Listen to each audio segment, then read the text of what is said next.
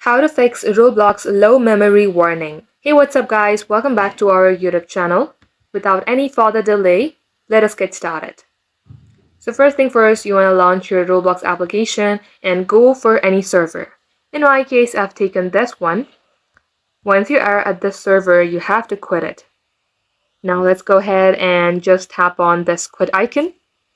Once you do so, you will see an option like this. Here you have to tap on settings. Scroll below. Under graphics mode, if you have set automatic, you want to go ahead and toggle on manual and just lower the range. And here under reduce motion, you have to turn it off. If it's on, you can turn it off. If it's off, then leave this as it is. Now once you do so, again scroll below, and here you will see micro profiler. Make sure this is also toggled off. Once it's all done, you can go ahead and play your game, and this shall definitely fix your low memory warning.